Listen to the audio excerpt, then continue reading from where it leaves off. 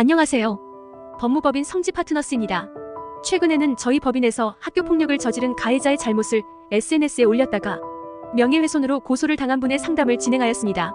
이러한 사건을 대할 때 많은 분들이 법을 어긴 사람의 잘못을 지적한 것인데 형사처벌은 너무 억울하다고 생각하십니다.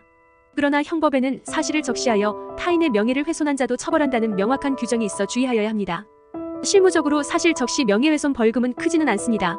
하지만 형사처벌 전력이 남기 때문에 합의, 변론 등의 법적인 대처를 하지 않는 것은 위험합니다.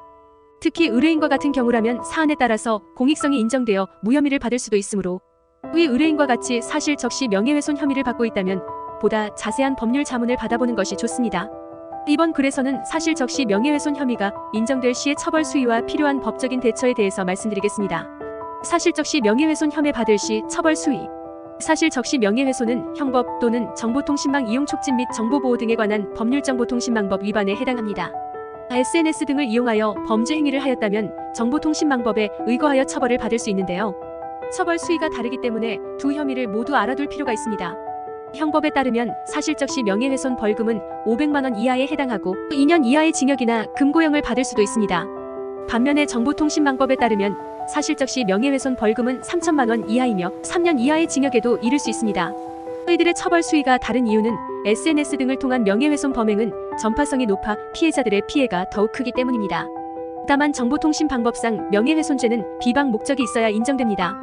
만일 비방할 목적이 아니라 공익적인 목적을 가지고 사실을 적시하였다면 본 혐의는 성립하지 않습니다. 또한 형법에 따른 사실 적시 명예훼손의 경우도 진실한 사실에 해당하고 이러한 사실이 공공의 이익에 관한 때에는 처벌이 이루어지지 않습니다. 따라서 사실 적시 명예훼손 벌금을 고려하기 이전에 앞서 혐의가 성립될 수 있는 사안인지 명확한 법적 검토가 우선되어야 합니다. 명예훼손 성립하지 않는 공익성이란 그렇다면 어떠한 때에 공익성이 인정되어 처벌이 이루어지지 않는지 궁금하실 텐데요. 대법원 판결에 따르면 적시된 사실이 공공의 이익에 해당하는지 판단할 때에는 사실의 내용과 성질, 사실의 공표가 이루어진 상대방의 범위, 표현의 방법 등에 대한 여러 사정을 감안합니다. 또한 훼손된 명예의 침해 정도를 고려하고 행위자에게 부수적으로 다른 사익적 목적이나 동기가 내포되어 있다고 하더라도 주요한 동기나 목적이 공공의 이익을 위한 것이라면 처벌하지 않는다는 규정의 적용을 배제할 수 없다고도 판시하였습니다. 이에 따르면 앞서서 학교폭력을 휘두른 가해자의 범행을 SNS에 게시한 의뢰인의 경우 해당 게시글의 내용을 살펴보았을 때 공익성이 인정된다면 사실 적시 명예훼손 혐의의 무죄 처분이 가능할 수도 있습니다. 실제로 학교를 졸업한 후에 과거의 학폭 경험을 SNS에 게시하였다가 정보통신망법에 따른 명예훼손 혐의로 고소가 이루어진 사건도 있었습니다. 그러나 수사기관에서는 해당 게시글을 보면 단순히 자신의 경험을 풀어놓은 것으로 비방 목적이라고 볼 수 없다며 불송치 결정을 내렸습니다. 하지만 이러한 규정이 있음에도 불구하고 모든 사실 적시 명예훼손 사건이 위와 같은 처분으로 끝나지 않습니다. 피소된 시점에서 피의자는 수사기관의 수사 결과만 기다려서는 안 됩니다. 문제가 되는 SNS 게시글 또는 영상에 비방의 목적이 없었음을 적극적으로 피력하여야 합니다. 형사사건 전문 변호인에게 자문을 구하여 해결 방안을 마련하시기 바랍니다. 다음으로 저희 법인에서 조력하여 불송치 결정을 이끌어낸 사례를 말씀드리겠습니다. 사실 적시 명예훼손 벌금 처분 기다렸으나 마음이 바뀐 의뢰인의 사례. A씨는 유명 학원의 강사입니다. 학원에서 수강생들을 모집하기 위하여 불법한 행위를 하고 있음을 알게 되었습니다. 해당 학원의 행위로 피해를 받는 것은 학생들이었습니다. 이에 A씨는 SNS에 해당 학원에 대한 비판적인 글을 게시하였습니다. 해당 계정은 A씨의 비밀 계정이었지만 학원 측의 고소로 A씨의 정체가 밝혀졌습니다. 학원 측은 A씨가 고용인에게 평소에도 불온한 생각을 가지고 있어 SNS에 학원을 비방하는 글을 올렸다며 정보통신망법에 따른 사실 적시 명예훼손으로 고소하였습니다. A씨는 고민을 하다가 저희 법인에 상담을 의뢰하며 벌금을 내는 것으로 사건을 끝낼 수 있는지 물었습니다.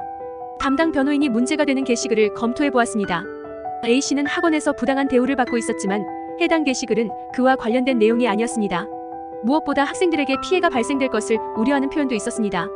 담당 변호인은 공익성이 강한 게시글이기 때문에 불송치 결정을 이끌어낼 수 있음을 전하였습니다.